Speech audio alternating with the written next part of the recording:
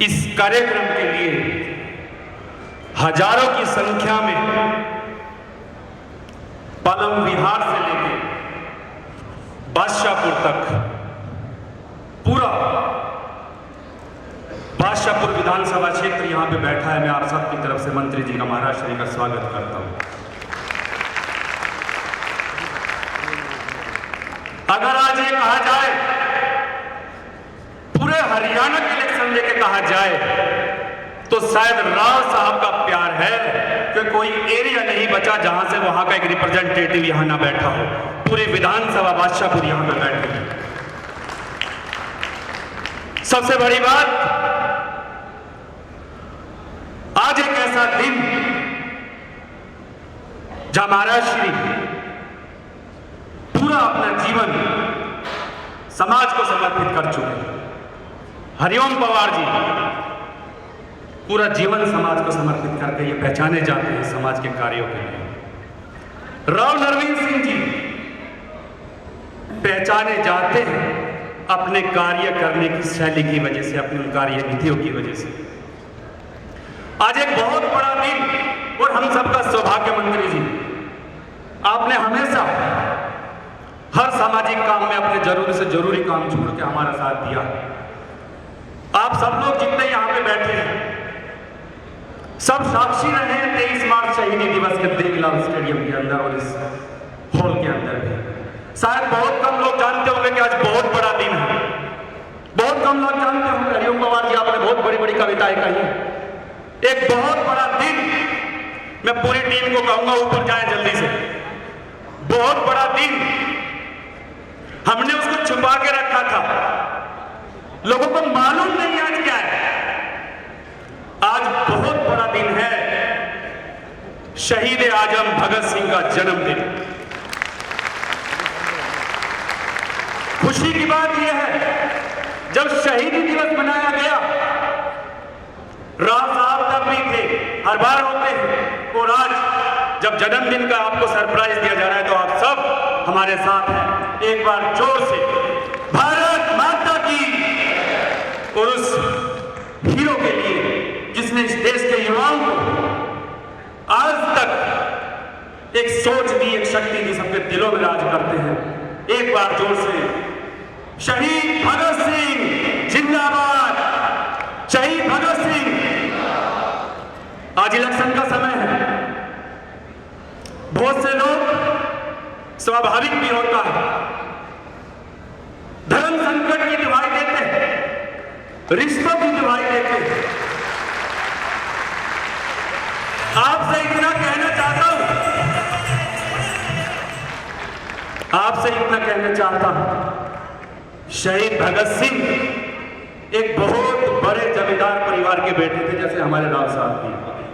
कोई गरीब घर के नहीं थे, घर का कोई व्यक्ति नहीं चाहता था वो फांसी चढ़े, पर भगत सिंह जी के लिए सिर्फ एक ही उद्देश्य था, राष्ट्रभक्ति मेरा देश। अगर उनको, जो आज हम इलेक्शन के टाइम पे बात करते हैं, अगर उन्होंने एक बार भी सोच लिया होता, एक बार भी धर्म संकट सोच लिया होता, तो शायद भारत आजाद ना हुआ होता। इलेक्शन के इस टाइम के अंदर आप सब जानते हैं, मैं कहूंगा पूरा गुड़गांव वो बैठा हुआ है, वो समाज बैठा हुआ है। अगर आप ध्यान लें, एक एक व्यक्ति, अगर मैं कम से कम भी कहूंगा साहब, तो एक एक आदमी 500 लोगों को रिप्रेजेंट करता है, वो आप बैठे।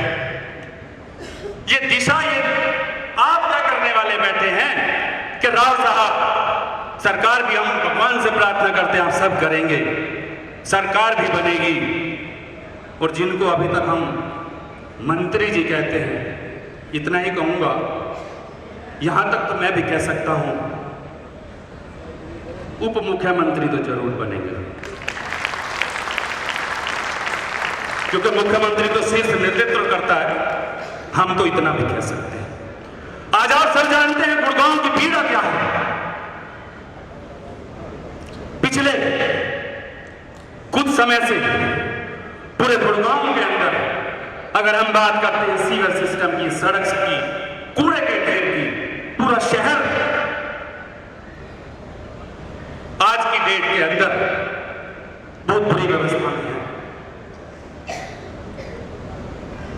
पूरे शहर के अंदर अव्यवस्थाएं हैं, आप सब देखते हैं, चर्चाएं भी करते हैं। पर एक चीज देखने की बात जरूर है, ये विजन है कि हम क्या देख रहे हैं। दो तरह से देखा जाता है, मैं, मेरा घर या मेरा राष्ट्र। इसमें कोई डाउट नहीं कि जो राज्य उसका जो एक शहर पूरी स्टेट को 70% रेवेन्यू देता हो, पूरी दुनिया में पहचाना जाता हो, वो हक रखता है उस रेवेन्यू में से अपने आप को संवारने का और उस शहर को सुंदर बनाने का।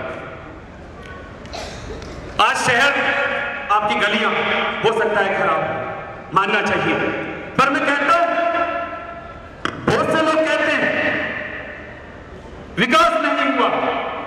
यह देखने की जरूरत है कि आपको विकास कहां दिखता है। मैंने पहले कह दिया, शहर की जो दुर्व्यवस्था है मैं उसका समर्थन नहीं करता, उसका समाधान भी आने वाला है।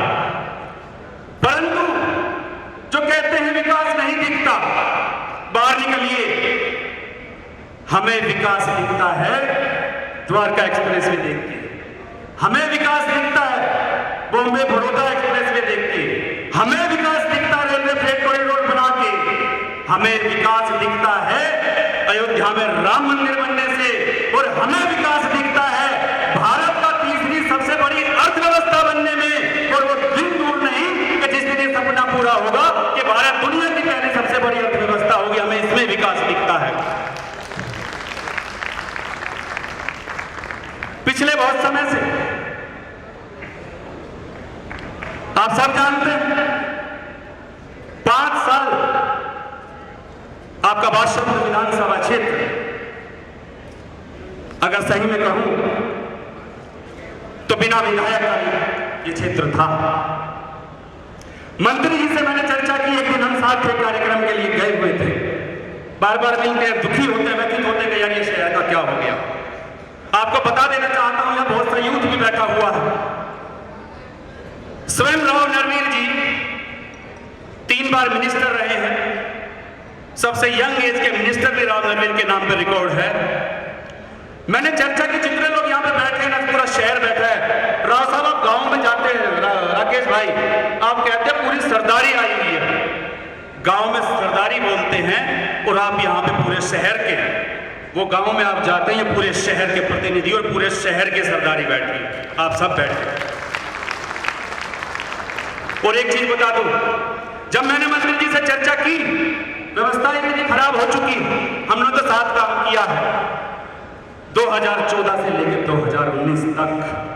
अगर गुड़गांव के अंदर कोई गोल्डन पीरियड माना जाता है, जो लोग जानते हैं, तो वो 2014 से लेकर 2019 माना जाता है, जब राव साहब मिनिस्टर हुआ करते थे।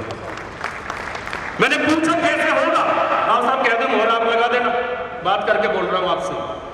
मैंने राव साहब से पूछा, यहां सैकड़ों हमारे आरडब्ल्यू के रिप्रेजेंटेटिव बैठे हुए हैं, कैसे होगा? समस्याएं तो बहुत है। राव साहब ने कहा हफ्ते के अंदर एक दिन, सुन लीजिएगा ध्यान से, आपकी शिकायतें इस बात में पूरी हो जाएंगी, खत्म हो जाएंगी। और आप जानते, विश्वास करते, राव साहब ने जो कहा है वो किया है, हाथ छुट्टी आज तक नहीं भरी है, ये की इमेज है। कहने लगे हफ्ते के अंदर, अब जब हमने उप मुख्यमंत्री बना दिया तो हो सकता है 5 दिन चंडीगढ़ रहना पड़े, पर हफ्ते के अंदर एक दिन आरडब्ल्यू का दरबार लगाऊंगा, आरडब्ल्यू के लोग आएंगे, रिप्रेजेंटेटिव आएंगे, उसके अंदर अधिकारी बैठेंगे, और जब तक गुड़गांव की सड़कों के गड्ढे नहीं भर जाएंगे, सफाई नहीं हो जाएगी, तब तक वो दरबार चलता रहेगा। आरडब्ल्यू वाले सुन ले, आपकी उपेक्षा हुई, राव साहब ने इसका भी जवाब दिया। ध्यान से सुनना, उस शब्द को जोड़ के आगे की बात को सुनना। जितने आरडब्ल्यूए के प्रधान रिप्रेजेंटेटिव हैं, मुझसे आगे सीधे मिले, वो हर सही काम, ईमानदारी वाला काम जो आरडब्ल्यूए का रिप्रेजेंटेटिव बताएगा वो करवाया जाएगा। इतनी पावर आरडब्ल्यूए के लोगों को दे दूंगा कि उनको एमएलए का जितना बना के दिखा दूंगा, काम करवाओ, शहर को चमकाओ, और गलत आदमी को छोड़ूंगा नहीं, छोड़ा। ये इमेज है राव साहब, ये आपका रोड मैप है। और राव साहब ने 2014 से 2019 तक ये करके दिखाया है। और एक ऐसी चीज थी, अब पीछे जब इलेक्शन की चर्चाएं चल रही थी, आप सब जानते हैं, ये मालूम था टिकट किसको मिलेगी, ये मालूम है जीतेगा कौन, और ये अब आपको मालूम होना चाहिए शहर को बदलेगा कौन, राव नरवीर सिंह।